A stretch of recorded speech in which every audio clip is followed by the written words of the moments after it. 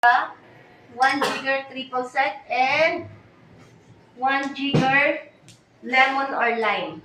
Okay? So, shake method niya, ibig sabihin, magbubutang laan kita ng ice. First step. Tanggalin muna natin. Lagyan lang muna natin dito, no? Para... Where's the shaker? Kala ko nag-ready na pa mo. No shaker? Stop muna. Shaker na. Madali lang yan. 1:1:1. Diba? 1 jigger each. Okay? So, 1 jigger vodka.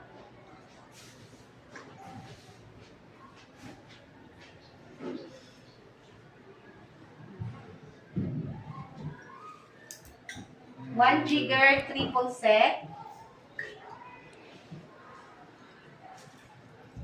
And 1 jigger gin. So, lemon or lime? Ano? Tuloy na. Mamang kami na ba? Dali na anahin. 20. Marian ko na bin. Philippines.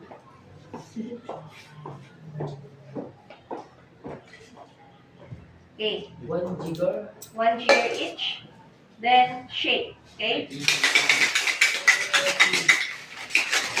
If you feel na pro-frozen na, you can touch naman na pro-frozen na siya, no? So, pwede nyo na tanggalin. Siya na.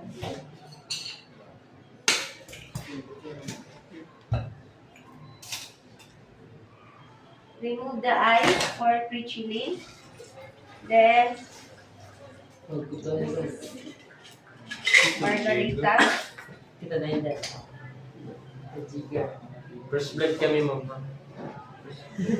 Okay. Pwede ini, parang Double clear. peel, or pwede mo lagyan ng iniiyak para ma-apply liwat. Jigger mo rin po. Okay, tanggalan na lang natin. Okay. Okay. Sige. So, picturean na lang. Then, move tayo dito para dire-diretso na, no? So, sa Negroni is build methods. So, wala siyang pre-mixing. Meaning, diretso lang siya sa, baso o glass. Okay? So, we will put ice, no, in the old-fashioned. This is an old-fashioned glass. So, diretso na siyang nasa rock